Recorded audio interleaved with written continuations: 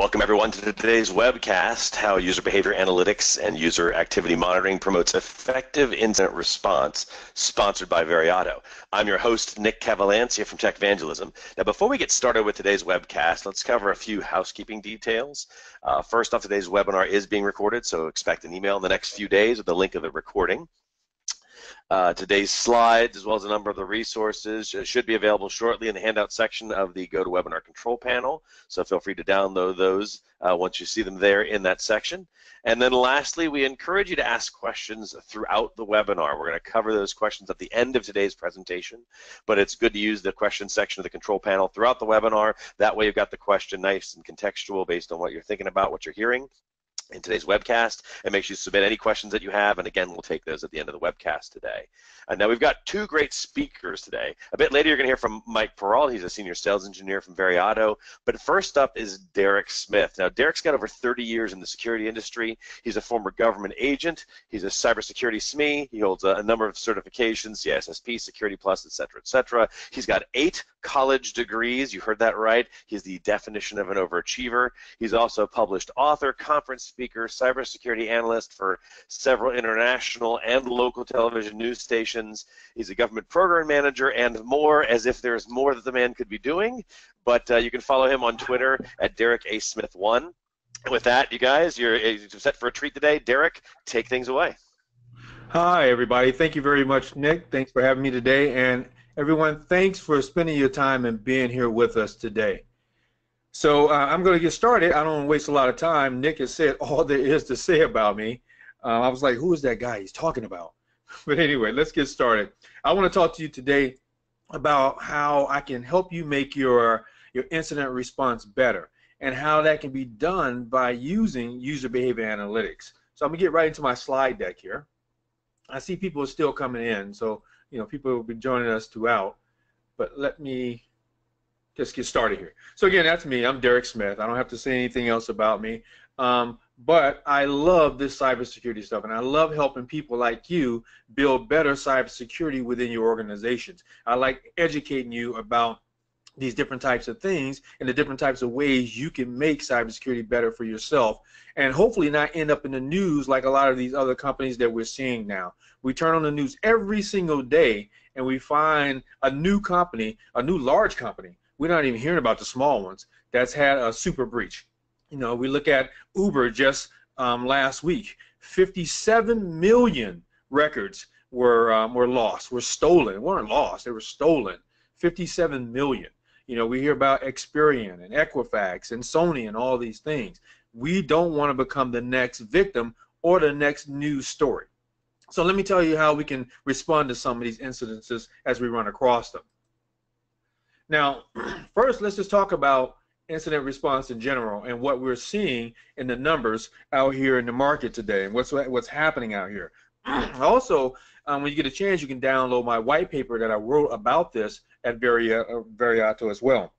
But most insiders, they're not doing it for bad reasons. They're not making mistakes. Well, I won't say making mistakes, but taking your information for nefarious reasons or by intentional reasons. Okay.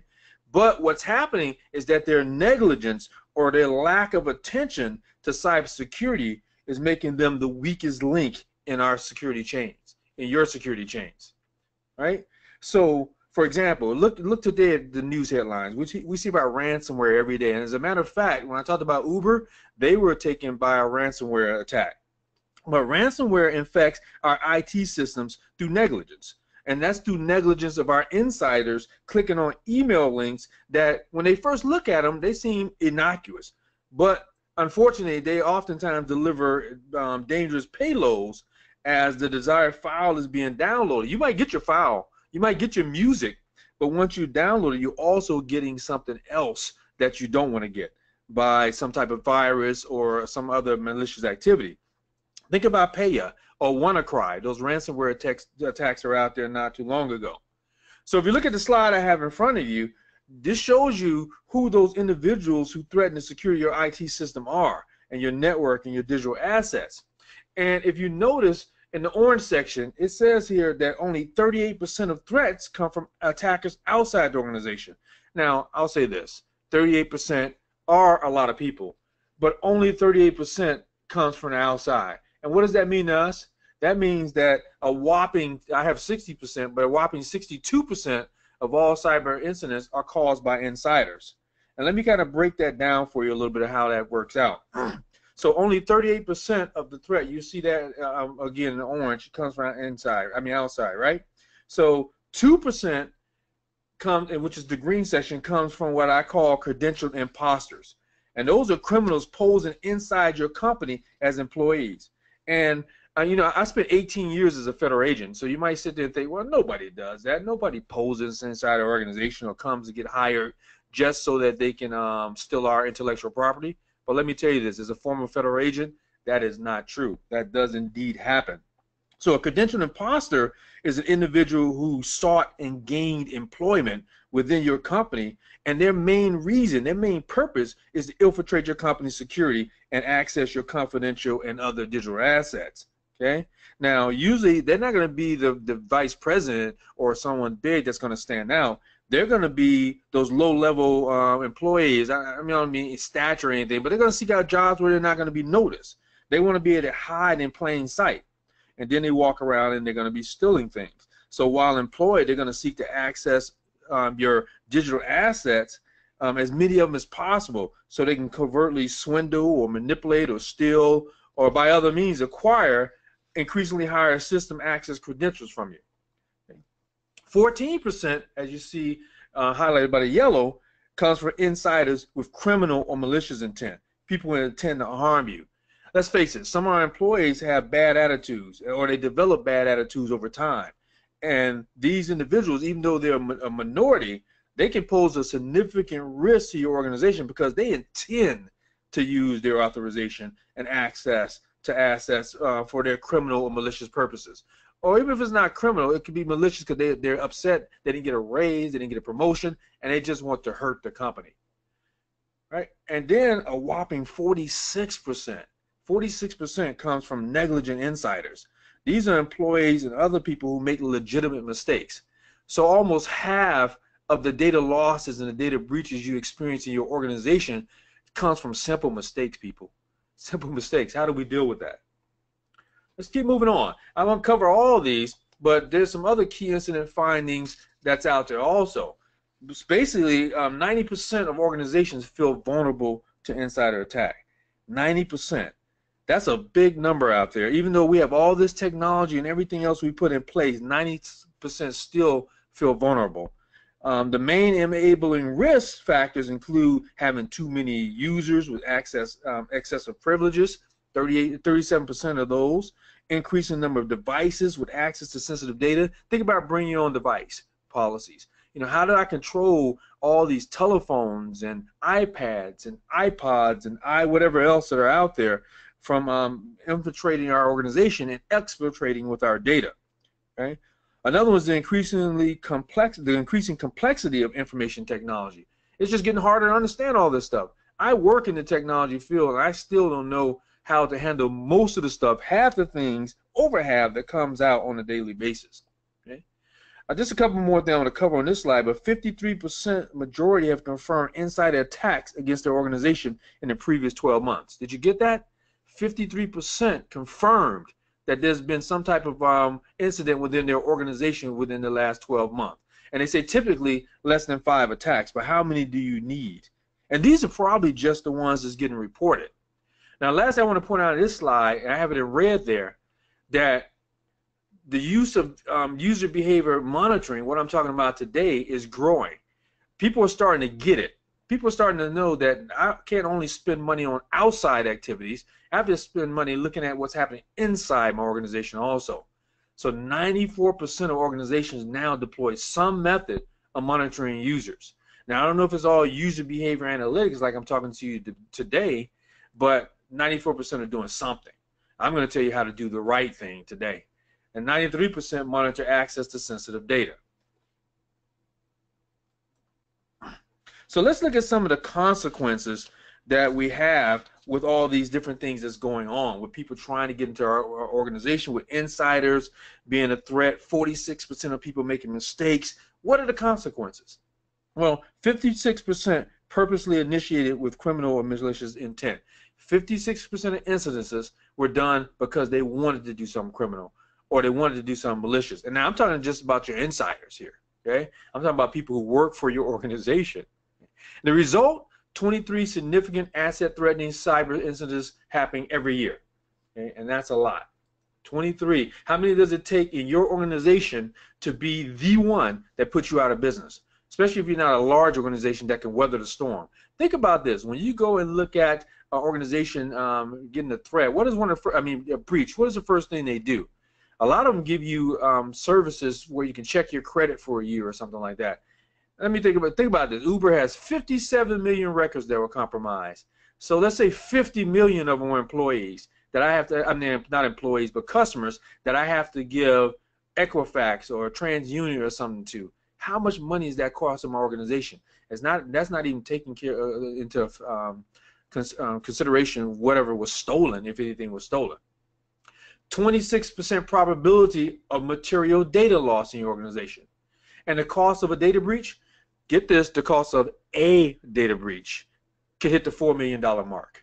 So yes, I'm trying to give you these numbers because I want to scare you, because it is scary. I want you to think about the different activities that's going on out there, and I want you to think about the things that you can do. You know, the investment you make in trying to stop these types of things from happening is probably nowhere near what you would pay for just one data breach should it happen. And I hate to be cliche, but what do they always say? It's not if it's going to happen, it's when it's going to happen. And you want to be prepared for when it does.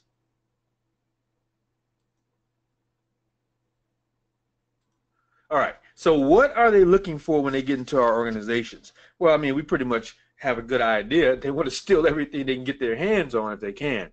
But I want to give you some factual numbers from something that Veriato did when they did a research study on this. Basically, data is no longer just an asset within your organization. What is it for us as a business? It's our core strategic asset. And some types of data are more valuable than others, of course, right? One of the most important things I tell people they have in their list, in their organization, is their customer list. If everything else fails, if I still have my customer list, I could be back in business pretty quickly because I can contact them again, make some more sales. So it's going to be more valuable than, say, you know, I don't know, Derek Smith's name on as the janitor working for the company. I can't think of anything right now, but what I'm trying to say is that if you look here at the slide, your confidential business information, which encompasses your company financials along with your customer and your employee data that I just spoke about, that is a highly strategic asset, and it has a high value for you, and it's also a high value target for people who want to get their hands on it. Again, in the study that they did, confidential business information this year, 57% takes the top spot as the most vulnerable to insider attack. I'm not talking about people on the outside, insider attack. Because your people know what you have inside. They know where the goods are, they know where the keys to the kingdom are, and they know how to find them, and they're already inside, so it's easy for them to get their hands on them. And by the way, when I talk about insider, not just your people, but remember those infiltrators, when they get user credentials and they look like they're on the inside, they're part of the threat as well. That's followed by 52% of your privileged account information. Privileged accounts are also very important for protection. Followed by intellectual property, employee data, and your operational and infrastructure data falls into place there as well. Your biggest enabler, what's causing these problems to happen? Why is it happening? Now, I want to preface this by saying this.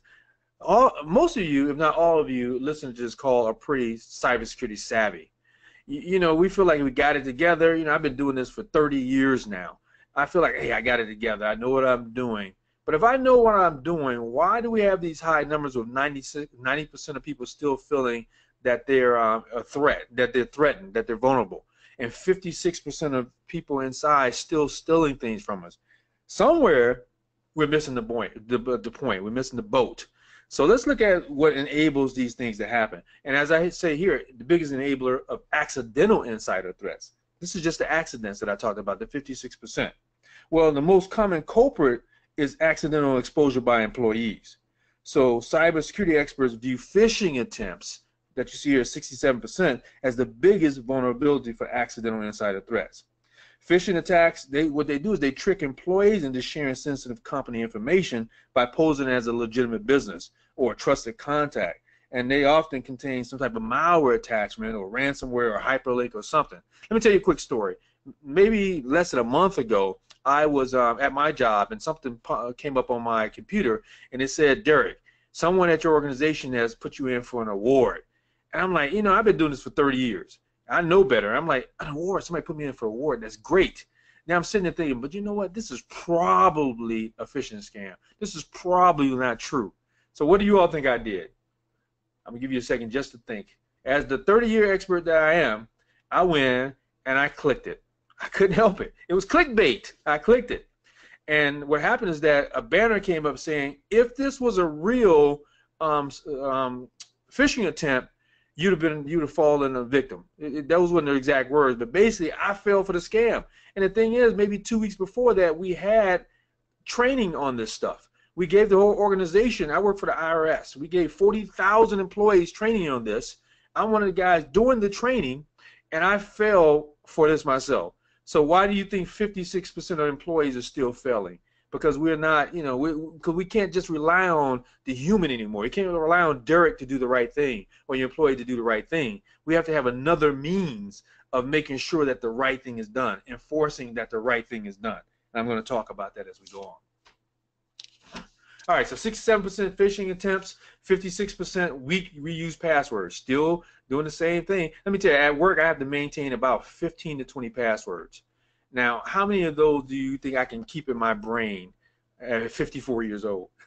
Not a whole lot. So what do you think Derek even does? I violate some of the policies myself by probably reusing passwords that I just couldn't remember. They're not weak. I make them pretty strong.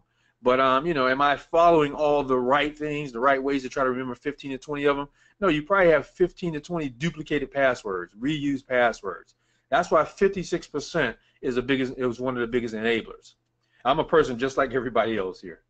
44% unlocked devices. Get up, walk away, I'll be right back. I can leave we use cat cards. I can leave my card in here. I'm just going to run over to the copy machine. 44% end up being the cause of a breach. Don't do it. 44% bad password sharing practices. And 32% unsecured Wi-Fi networks. Okay? And even with that, you can go in right now at your desk and probably look for Wi-Fi networks, and you'll see there's a few that you can get into that's probably open. Now the problem is, why is it a breach problem? Because when I do that, it probably was a trap that someone set for me. I went on and now they're monitoring everything I do and probably using that as an entryway into my organization. Couple more enablers. Too many users with excessive access privileges. I once worked at the Transportation Security Administration, TSA. And I was the system security officer there. And I found that the head of the agency, the head of my part of the agency, he had system administrator rights to everything within TSA.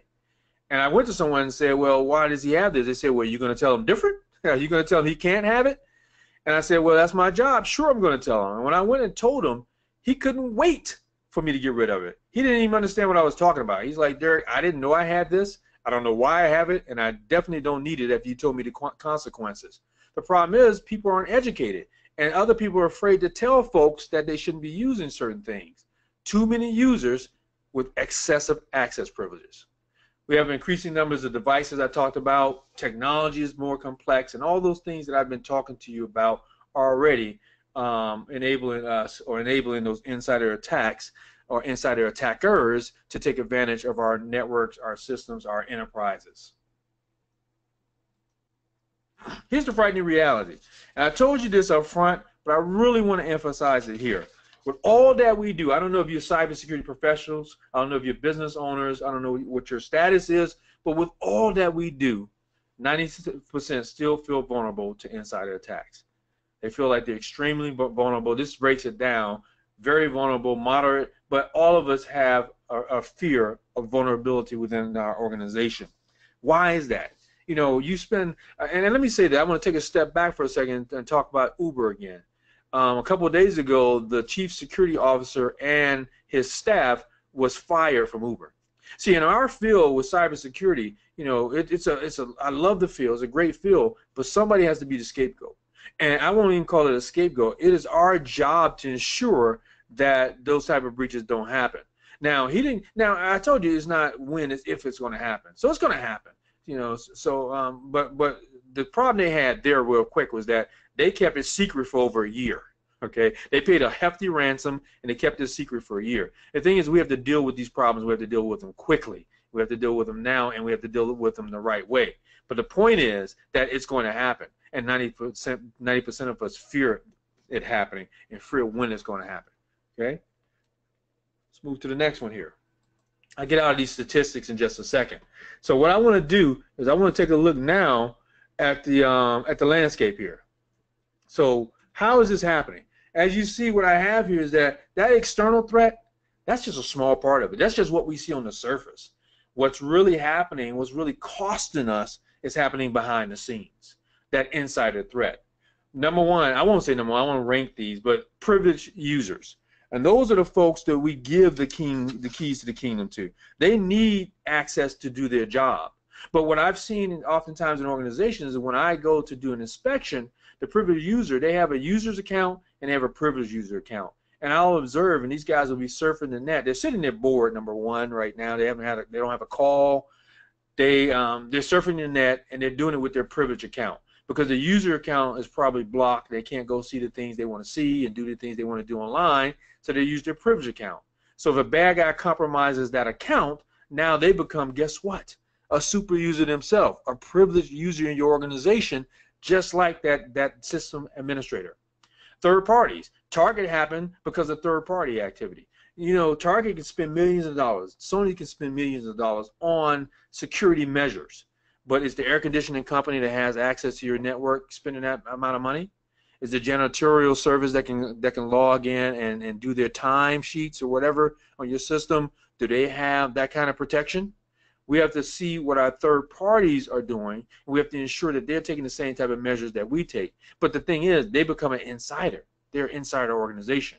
And of course, our employees. This is the threat landscape. This is what it looks like for us for the insider threat. But guess where we spend most of our money? Our money is spent looking at the outside. So, time is the most important cybersecurity incident factor. When I have a security incident, it's time that matters, okay? Cyber attacks, data breaches, all those happen because of the compromise of an IT system over time. So the time to compromise that IT system can be measured in minutes. And now it's even worse than that if they're using bots or other scaled automation is being involved. That time can be pushed down to mere seconds for somebody to break in. You can go out on the internet and find tools that can help you break into people's enterprises, especially if they're not covered correctly.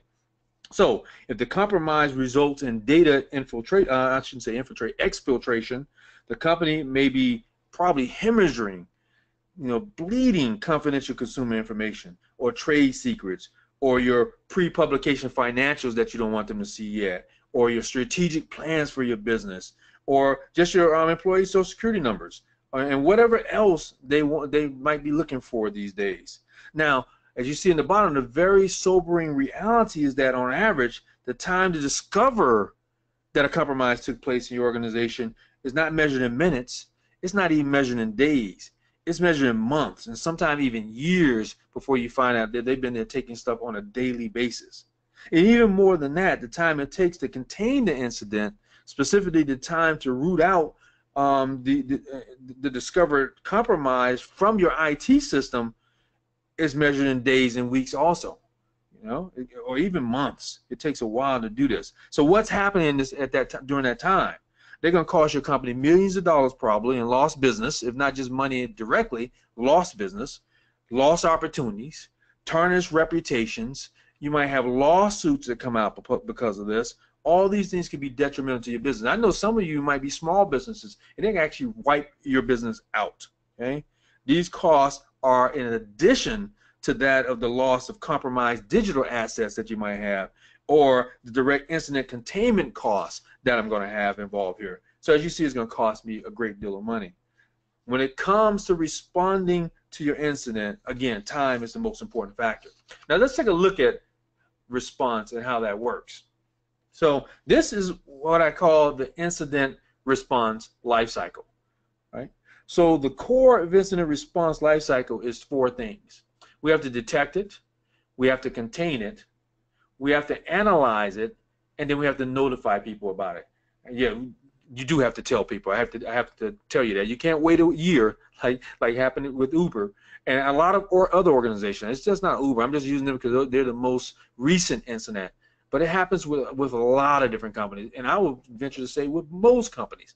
Now, I work for Booz Allen, and I worked for Computer Science Corporation. I would go from organization to organization versus both government and commercial and see these same type of things repeated over and over again. So let's look at detection. Detection is where we actually find out that there's an incident that has occurred within our organization. Something is happening, and let me say this: an incident is something that has actually occurred. Okay, we can get a trigger, we can see there might be some activity, but now I'm talking about something has actually occurred. Somebody's gotten into your enterprise and maybe taking things out. I'm talking about insider or outsider. So it says that it takes 69 days. This is the average amount of time from incident occurrence until discovery. On average is 69 days. Now, if you work in a healthcare field, it's 114 days. And non-healthcare is about 46. Why more for healthcare? Because healthcare is mostly concentrated, I'm just thinking, this is from Derek, mostly concentrated on healthcare and not IT security. So they might not have the right people or the most sophisticated people to detect these type of things. They probably don't have an incident response team or incident response center at the hospital like some of the other companies might have. Now, I'm just guessing that, and I'll say this: healthcare is becoming more sophisticated and are starting to see how they need to do these things. But 114 days for them to detect it. Next step is contain it. So once I find that it's happening, I have to stop the hemorrhaging. I have to stop the bleeding. I have to stop other stuff from going outside of my organization. The average amount of time from discovery until containment, until fixing this problem, well, I'll take that back. I'm not even fixing it. I'm just stopping the bleeding right now, is on average 7 days. The next step is analysis. So once I stop the bleeding, once I have containment, I have to figure out what went wrong. Why did it go wrong? What actually happened? What have we lost? You know, how have we been compromised? You know, who do I have to tell? Those type of things have to happen next. So you see the average amount of time from engagement of our forensics team into our forensic investigation complete is on average 43 days. Now think about this. Most of your organizations probably don't have a forensics team. So now it's going to cost me money to hire a team. It's going to cost time for them to get there and respond to my incident. And then it's going to cost time, time and money to fix it. And remember, I may not be up and running during this time. Remember the last step? I only contained the problem. Am I back up and running yet? I'm not sure, because if I haven't found out what the problem was and how they infiltrated me, and if they're still in my system, I may be down. And again, millions of dollars, hundreds of thousands of dollars, I don't know your size, of lost business is occurring during that time. Next is notification. I got to tell people. The average amount of time to tell people from discovery to notification is about 40 days for all matters. A little different for healthcare and non-healthcare, but they're very close. The average number of people I have to tell, get this, 269,000 plus that I have to notify that their records have been stolen, that they're at risk of their identities being stolen, or money being stolen from their account, or their healthcare records being compromised. And then notifications, how do I do them? It says by mail or substitute, notifications provided. I usually have to put out 146 notifications to people around it. I'm going to spend my whole year just doing notifications of a breach that occurred. And that might be the first one. I got 2 to 5 more to go for the year, according to the statistics. And then, of course, lawsuits. The average is 9. Now, I showed these 4 steps. This may not be your 4 steps, but this is generally what has to take place in an organization in order for us to take care or mitigate an incident. Now, what's some challenges that we have for incident response? And again, these are in the white paper if you want to download it, but the top 5 challenges I found when I was doing my research to write the paper falls into these categories. First of all, correctly identifying an actual incident. Remember I told you it could be noise, it could be something happening, but I don't have a real incident yet. So traditional cybersecurity monitoring systems, they have difficulty actually correctly differentiating between what's an actual incident and what's that noise. And we have to try to first figure out what that is. That's a challenge for us. The second challenge is analyzing all relevant incident data to try to figure out what happened and what the intention of the bad guys were. Did they really want to steal something? Did they really want to do bad? Or is it just somebody, a script kiddie or something playing around? So often the only computer logs available to the forensic investigation team I spoke about are from the firewalls or the other technologies whose principal function is to mitigate outside attackers. You know, but those records are going to contain little, probably no information regarding events that occurred with the threat actors that I talked to you about earlier. We have to identify what compromised the system in the first place, what compromised our digital assets. Okay? Why did this happen and how can I fix it? We have to quantify the potential technological and business impact of the incident. Okay? Do I need to buy some more stuff? Do I have some sleeper malware somewhere left behind that I have to go take care of? You know, we have to do some type of thorough analysis that can be done for the compromised system and that compromised incident that we're speaking of. And of course, conduct a thorough investigation. Do you even have the people to do a thorough investigation? I hope so. You have to get this done. You have to find out the who, what, when, and why. You already know where on your network, but where are they really? There's some rootkits back there. You know, was it done from somebody's Bluetooth connection? You know, when they brought the devices in with BYOB. Not BYOB, I'm sorry, BYOD. What am I thinking about today? All right, so we have to conduct a thorough investigation as well. Now, let me show you some mistakes that I see that happens oftentimes out in the industry. So promptness, as I told you, the time, that's key to incident response. But promptness at the cost of effectiveness is no win for the organization. I want to be prompt. I need to move fast, but I need to take enough time as needed in order to make sure that I'm covering what needs to be covered. Okay? So I want you to avoid these 3 costly mistakes that I identify here and in the white paper. The first one is what I have here. I'm sorry, is pulling the plug too early. Okay, stopping my investigation too early. So computers operate on electrical power, right? So if an attacker manages to get past your established defenses that you have, the initial response to a lot of people who are not sophisticated enough and don't know is to shut off the power rather than risk further data exfiltration or other harmful attacker activity. When I was a federal agent, one of the first things I used to do when I came up to a crime scene, and this was 25 years ago, we would walk up to the system and unplug the system. Now, think about this these days. You know how much information and evidence I lost by doing that? But we didn't know what we didn't know, and that's what I'm telling you today. So while cutting the power may initially stop the attacker's current activity, the consequences of doing this is going to put the organization into a worse position. Okay? Cutting the power is going to result, as I told you from our forensic investigations years ago, in loss of information that's stored on that volatile memory. And we might need that information as a forensic person to do our investigation and try to figure out what happened, what went wrong. The second thing is losing the log files. A lot of people do not like going back and reviewing logs, and they don't like having a trained person who knows how to read the logs, because you got to know how to read them as well. But losing the logs are going to have all the activity that happened before, during, and after the event occurred. Okay, when it comes to identifying the actors who did this stuff and the intent behind the incident and what containment was necessary, those logs are going to be very valuable to you. Now, some bad guys go and they try to alter or delete your logs, so you have to have protection there too. But I'm just pointing out that the logs are very important, and that's one of the mistakes people make, losing those logs. And then treating the incident lightly. Every incident, regardless of whether or not it resulted in a breach, was caused by some type of neglect or some type of nefarious motive, or was an inside or outside event, but it's a learning experience for your organization. You need to take those lessons learned, and you need to learn more about how you can prevent this from happening the next time. You need to know how to put your defenses up so you can make sure that a breach does not occur in the future. So this learning phase, this collection of information phase, is going to be very, very important for our organization. Getting those logs, very, very important for our organization. All right, now I know I'm beating that to death, but it's important for me to make sure that you understand that. Real quick, not real quick, not too quick, but 9 components of how you can be compromise ready. And now this is, let me do a drum roll.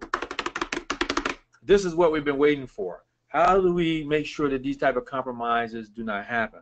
Now, the first thing I have up here is what I want to talk to you about today, and that's using user behavior analytics and tools and solutions to try to figure out what's happening before it even happens. Think about the movie Minority Report with Tom Cruise, where they would get this ball down or whatever it was, and it would tell them that someone's going to commit a crime even before that crime was committed. Now, they took it to the extreme in the movie, and they went and arrested somebody for a crime that they haven't even committed yet. But the thing is, we could probably step in and put something in place or do some type of intervention that can help us avoid insider threat or insider activity or problems before they become an issue. Okay? Another thing we have here is preventative and detective security capabilities. We want to be able to detect and prevent things. Well, first of all, prevent them from happening in the first place using UBA and UAM if we can, and then making sure that we detect when a problem does occur. Okay? We need to gather that threat information. We need to do personnel awareness and training, and not just once, not just that once a year training, not just hanging a sign up in the lunchroom, but we need to do things where we can touch them multiple times. I'm an educator. I've been teaching for over 30 years in college and university. You have to have multiple touch points in order to change behavior. And what we're trying to do is change behavior with our personal awareness and training. Not just teach them or entertain them, but you want them to not push on that thing that I selected where I thought I had an award. You want them to do better than I did. But we have to do that by constantly training folks, constantly going back to them. Proactive security assessments. Do our assessments. Focus on identifying the location of your critical assets, know where they are, and then implement safeguards that's going to protect them. Assess and oversee your vendors that I spoke about. Develop practices for incident response. Develop your plans. Understand your current and emerging regulatory hot buttons that's out there. And if you don't already have it, you might want to look into getting some cyber liability insurance. You know, this is not what this is all about, but these are some things that I would look into, some 9 things that I would put on your list in order to try to make it better for your organization so you won't be part of that 90% that's worried about this activity. All right, next, 3 areas where you can improve. Number 1, use UBA to detect your inside incidents sooner. I told you it takes 100 days or whatever number I gave you to know that people were in there in the first place. Well, I want to detect it day 1. I want to see the activity as soon as possible so I can do something about it. You want to contain them faster. I told you step 2 was containment. I need to contain them faster after detection. That's where we can improve. And number 3 is I want to keep good logs to facilitate more precise determination of what happened. But you know what? One thing I don't have in here that should have been number 1, it says detect them sooner, but I want to prevent them. I want to not detect, but I want to prevent it from happening in the first place by using my UBA to predict who might be a threat in the first place, and then I can intervene before it even happens. So that should be up there as number 1. All right. So I just want to show here that people are getting smart. They are starting to use UBA, and it is becoming you know, more prevalent out on the outside because people are smart.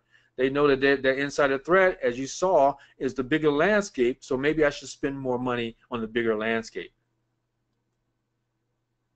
And UBA provides many solutions for you. But first of all, what is it? Just to make sure we're on the same page, there it says are comprised of advanced algorithms and machine learning which can approximate human insightfulness. I'm going to let Mike tell you a little bit more about that, but we're using machine learning, we're using machine to try to figure out, just like the movie Minority Report, what's going to happen before it even happens. Okay? To work properly, they have to have accurate information about individual users because they look for anomalies. They look for how your behavior changes. They look for things that you are doing different. So in order to do that, they're going to store and collect information about your activities, not the week before an incident happens, but on an ongoing basis. Okay? Major tasks in managing UBA involves setting appropriate alert thresholds in the first place. Garbage in, garbage out, folks. So let's make sure we put the right stuff in. Okay? Monitoring our third-party activity, monitoring the exfiltration of data, seeing what's going out. You know, nobody's looking at what Snowden was taken out. Let's look at what's taken out. Detecting the use of compromised credentials and preventing the misuse of high privileged accounts within our organization. Okay? A couple of best practices: mitigate incidents, get a detailed record of your employee interaction, like I talked about. Watch what they're doing. mitigate insider threats, increase monitoring by increasing the monitoring of your employees. I'm not saying being Big Brother and watching everything they do, every phone call, every website, but you have to monitor certain types of activity that you're going to set up in those thresholds and monitor it at all times. Okay. Now, what I want to do is I want to bring Mike in. I want Mike to tell us about how Veriato uses user behavior activity. I'm with them because they're one of the best ones out there, the best I've seen, and I love being part of this organization and helping, helping represent them by doing webinars like this that I'm doing today. So, Mike, I'm going to take it away.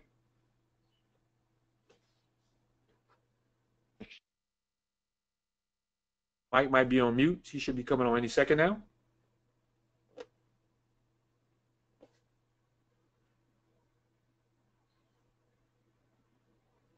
There we go. I was having a hard time unmuting myself.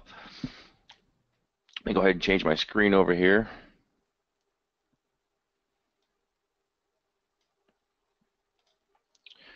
All right, so getting into the user behavioral analytics as far as what Veriato does and how we can help. We have two products, Veriato 360 and Recon. They basically help mitigate some of those situations that Derek had mentioned earlier. The main thing I want to focus on in the beginning here is how Veriato Recon can actually utilize advanced machine learning in those algorithms to give you a detailed statistical analysis to discover some of the potential insider compromises that he was speaking of. Most of the time we can do this before it happens. We can also start recording and telling you with alerts that it's actually happening at that time as well. Most organizations don't have anything in place for user behavioral analytics. A lot of their stuff, they have traditional defenses for security technology, but they can't detect some of these insider threats let alone predict some of these actions from happening ahead of time.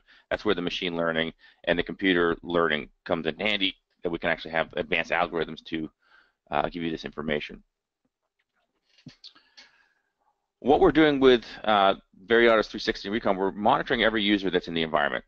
So we're automating what's happening out there. We're automating some of these processes. We're actually monitoring what's actually happening for those users, or anything that happens on a machine based on a keyword alert or something that's typed on a keyboard, or emails that are being accessed, or websites that we're going to. We can set up alerts and monitor users based on some of that behavior. Based on that behavior, we can do things in the environment as well. So if somebody goes in and is going to a website a certain amount of times, or is, they're accessing things that they shouldn't be accessing, we can alert whoever needs to be alerted about that information, and they take the necessary precautions to mitigate some of those risks that are out there as well.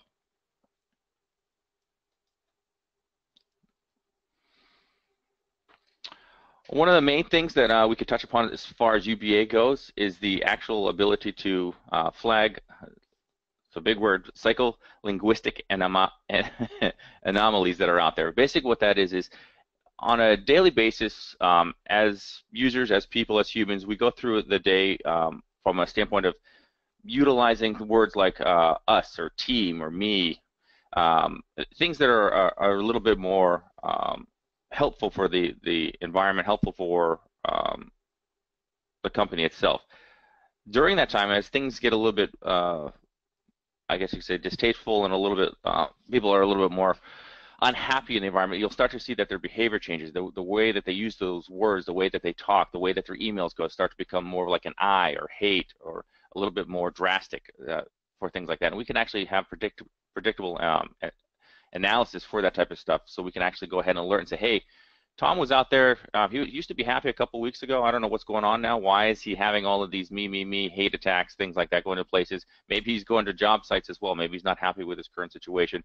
In the environment, we can, or in Veriato, we can actually go through and say, hey, maybe you should take a look at this, maybe take a hard look at what's going on with Tom, and ask him a few questions of maybe why he's having such a hard time with work itself, and why this sudden changes happen in the environment as well. We do keep as far as the system itself goes, we actually keep a 30-day rolling on each local computer to help, if we need to go back in time, or if we need to actually record things that are happening, or be alerted on something that's happened previously, we actually have this recording out there, this data set that sits on those machines, and then we can actually upload it to the centralized machine that allows you to, do the analytics and report on this type of information that's happening in the environment as well. And this information I'll actually show you that's happening in the product itself when I switch over to the product. You'll also notice that we can do some screen recordings utilizing Veryauto 360. We can define the frequency of that information, and we can also set up triggers, once again, to start the screen capturing as well as the alerting on what's happening in the environment as well.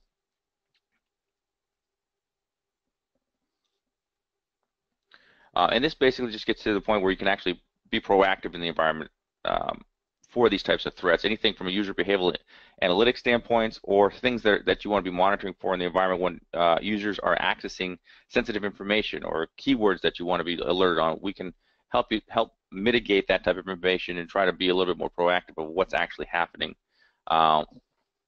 with your end users, or in most of your cases, your customers as well. I'll switch over to the actual product itself here.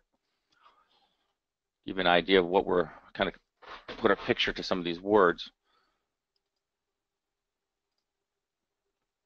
So what you're looking at here is Veryauto 360.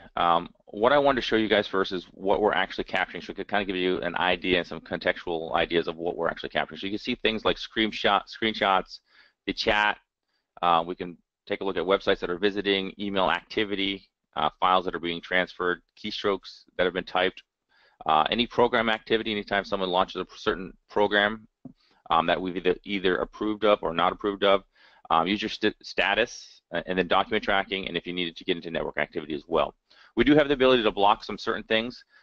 We can block things that are happening in the environment, things like if we don't want users visiting websites, chat, IM, internet access, some cloud access as well. So if you don't want people going to certain places to drop things off like Box or OneDrive, we can block the access to some of those sites from transferring data as well. Now, once we've gone out and set these policies in place and we put the recorders out on those machines and recording this information, we can then report on things that are happening. The main thing I'll focus on here is some of the anomalies. So we have anything from email anomalies to compromised credentials. We have a lot of things out of the box that allow you that we can go through and report on. What I wanted to bring up is that we actually have a couple ways to look at things that are happening. We have what we call an anomaly that compares each user to themselves. We have an anomaly that compares each user to a group, and then compromised credentials. The compromised credentials basically just goes through and says, okay, if you have a user that we've stipulated, or if we want to monitor all users that do certain things in the environment. So a user is logged on normally, hasn't logged in. Typically, this is going to be if you have users that log in one place and then all of a sudden, for some reason, log in somewhere else at the same time. We can alert you on this and tell you what's going on based on the location or an unusual location. Normally, most people aren't going to be logging into a server or something from two different separate locations. When this does happen, most of the time you should be suspect of something happening in the environment, and we can alert you on that type of information. When we start getting into the users on users or any sort of anomaly like that, this is basically setting up the same set of settings. We can go through and say, okay, we want to compare each user to themselves. So what this basically means is that Tom, for instance, keep picking on Tom, but Tom does things a certain way every day. He comes in, does, sit down, has his coffee, answers a few emails, does this, does that, copies files over here. He has a normal task. When he goes out of that normal daily task, when his threshold is a little bit out of the 5% deviation, we're going to go ahead and, based on that activity that we're monitoring, set up an action. In this case, it's going to be sending out an email to maybe his boss and saying, hey, you want to take a look at Tom? He's doing things that aren't normal. This could be Tom's fault, or this could be some sort of insider threat as well. It could be Tom having an being an insider threat as well. You could be CryptoLocker. It could be anything that's compromising his credentials or him as well, that he's doing things that are out of the norm. With a CryptoLocker, you're going to see files being copied extremely fast and then being encrypted. You're going to see things being copied from point A to point B. If he's going out, and Tom in this case, if he's going out and accessing things and copying things over a lot quicker than normally, it's probably not Tom doing it. It's probably not humanly possible to copy things at the speed that he's doing it at. So we're going to allow you to be alerted on those types of abnormalities that are in the environment as well. Now the group one, this basically allows you to compare a user to a group. So if you have a user that's in a group, let's say a sales group, most of the time those users in that sales group are going to be doing the same thing, pretty close to the same thing. What we're doing here is we're saying, okay, we're going to compare all these users in the group to each other. Now, if a user in this group acts differently or does something differently than the users that are in that group, we want to be alerted on that. So you can see here some of the things that we're monitoring for the activity inside that group. It could be number of sent messages, overall size of emails sent, sentiment. So if anybody starts to do anything different from the group that we're comparing them to, we're going to go ahead once again and have an action of sending an email out to a manager or a boss or whoever the case may be. Say, hey, you might want to take a look at Tom once again. He's doing something a little bit different than the rest of the users in the sales group. That could be something that's nefarious, or it could also be something that is just, hey, maybe Tom doesn't belong in this group. He does something different. He maybe should have access to different things in the environment as well. Okay. Now everything inside here, inside of 360, we have some dashboards, some alerts, some reports as well. If you start getting into like the keyword alerts, this allows us to correlate that data that we've collected, give you a graphical representation of what's happening out there, but it'll also let you see things that people are accessing. So if you want to see something like Dropbox, who's accessing Dropbox, we can see who's accessing Dropbox, what they're doing. We also can, excuse me, have a screen capture of that information as well. We can watch what's happening when they go to certain places in the environment. So in this case, we've got some torrents happening here. We can record exactly what's happening on the screen for this user at that time that we've set up this alert for. So as soon as this alert kicks off, we can go ahead and monitor the user's screen and show what's actually happening during that time, whether it be for our internal viewing so that we can figure out what the user was doing, whether it was good or bad, or if we actually need to set up a case and have this stored aside for some sort of legal ramification later on. The one thing that we do have with screenshots that we've added in the latest release, we actually have the ability to go kind of back in time, so to speak. During the actual monitoring process on the workstations or the machines in general, we're actually keeping 30-minute increments of time of what's happening. So if keywords kicked off or some sort of events that kicked off, we can actually go 30 minutes ahead of before that and actually see what's happening. So we give you the more of a context of what actually happened. Instead of recording from that time forward, we can actually record 30 minutes or 5 minutes or 10 minutes, whatever you stipulate, ahead of that actual action that is taking place or that's kicked off the trigger. Okay. Right. Now we do have some reporting as well. So the Recon dashboard itself, from an anomaly standpoint, when you do get alerts, I just kind of want to show you guys what they would actually look like. Like an everyday alert, you'll receive an email, basically tells you, in this case, Tara, what she's done that's not normal, what is normal. These could be sent to your inbox. This can be sent to your emails. It could be sent to a group of emails if you needed to as well, or they could just be sent inside here as a report that you can come in and view if you needed to. All right. So from Veriata 360 and Recon, that's basically the gist of our user behavioral analytics. We can get into a little bit more detail if you guys, if anybody ever wants to come in and have a more detailed demo on the application itself. We also can do proof of concepts for customers as well. So with that, I'll switch it back to, I believe, Nick, and Nick could kind of wrap things up and answer some questions that anybody might have out there as well. Wonderful. Thank you very much, Mike. Thank you very much, Derek. Guys, great presentations. Appreciate that very much. So let's do this, guys. We got some questions that are already in the Q&A box. If any of the conversation today has piqued your interest and there's a question you might have, by all means, put those in the Q&A box. Be happy to answer those. We got about 5 minutes left. Got a couple of questions already in there. I'm going to start with one from Charles, and he says, he's asking, how do I consistently reduce my incident response time? Thoughts on that, either of you? Yes, hi Charles, this is Derek. First, let me say this. When I was an agent, man, if I had this kind of tool where I can record this stuff and see what was happening beforehand, my job would have been a lot easier. But to your question, Charles, one of the things that I spoke about in my presentation is being ready and knowing what's happening, knowing the who, what, where, when, why, and how, which is what we had to do as investigators. So my first thing to you is having something in place where you said reduce time, right? The way to reduce time is know that you have a problem. So having something in place where, first of all, you prevent the problem from occurring in the first place. Once you have a problem, you can respond to it very quickly. And the third piece is having the correct skills in order to get it done. You know, I mentioned forensics teams and all that. So having the right people, your normal IT folks, even your normal security folks are not sometimes ready to deal with security incidents. So if you want to respond quicker, have the right skills in place to be able to respond, or have a solution in place with an outside vendor where they can get there quickly and deal with the problems as soon as they come up. That's my piece. Mike? No, I agree with that. That's essentially along the lines of what I would say as well. So, Thanks, Charles.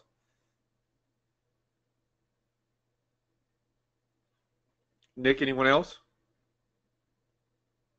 Sorry, I put myself on mute instead of taking myself off of mute. Apologies. So the next question is, what should our incident response plan be for a virus or any kind of attack like that? This is Derek. I'll take that first. And basically, I'm going back to the presentation again. There's 4 main things that I think you need to have in place, and not just for a virus, but any type of incident or attack that you have. You need to be able to, number 1, detect it. Number 2, you need to be able to contain it some kind of way. You want to do an analysis of to see what happened. You want to do notifications to the folks that need to get them. Don't wait a year like they did with Uber. And here's the thing that I didn't have in my presentation, and you have to improve. You have to put measures in place, fixes in place to fix the problem that caused that breach in the first place, that incident in the first place. Mike? yeah, I'm going to go with your 4 pillars. That sounds about right. So, Mike makes this easy for me. oh yeah. That's good. Maybe you're making it easy for Mike. I like that better. The next question is, what's the difference between incident response management and disaster recovery? Interesting kind of twist on the topic. Well, see, here's the thing. People look at incident response and they look at disaster recovery, and sometimes they lump them together and don't understand them. So let me just kind of break it down real quick in 30 seconds. When you respond to an incident, there should always be what they call a recurrent assessment loop that's going to determine whether or not that incident is critical enough for you to warrant some type of disaster recovery activation. So remember I told you earlier that you have to make sure that you really do have an incident. We're going to have activities that's happening, but they might not meet your specification of an incident. And that's going to be up to each one of you all. It depends on what your organizational policy is. In that policy, you identify what an incident is. Then you determine whether it's an incident or not. Once you do that, that's when you move into disaster recovery mode.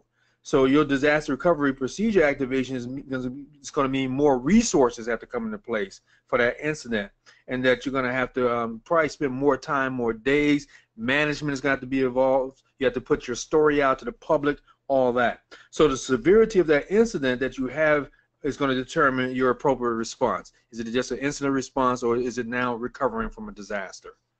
That's my take on that. Right, and I think also your disaster recovery is going to be dictated based on the type of incident that it is as well. So that'll change based on the incidences that are out there. So. Back to you, Nick. All right, cool. Let's go back to the next question here. Can you outline actions to take in response to security incidents? I know you talked about this a little bit, but maybe just go back over that again, Derek. Yeah, I know I'm beating a dead horse here, but again, you know, and Charles asked, how can he consistently do this and increase his time? By having those 4 pillars, matter of fact, those 5 pillars in place. I'm going to put 6 in there. Prevent it, detect it, contain it, analyze it, notify the right people, and then improve. Do your lessons learned and improve. That's how you're going to take the right actions. That's my outline, those 6 steps. All right, excellent. So it looks like we're at the top of the hour, so we're going to go ahead and make sure we respect the audience's time and close things out for today. Mike and Derek, thank you guys very much for some great presentations today. Provided a lot of insight and a lot of detail. So thank you both. You're welcome. Thank everybody for attending. I hope to see you soon. have a happy holiday, everybody, too. Yeah, so you guys in the audience, thanks for your attention today. Thanks for the questions that you asked. And if someone didn't get to a question, see a couple of them are just sort of piping in right now as we're wrapping things up. Someone from Veryard will reach out to you, make sure they answer your question. So thank you guys for your attention today. Hope you learned something, and we'll catch you on the next webcast. This concludes today's webcast.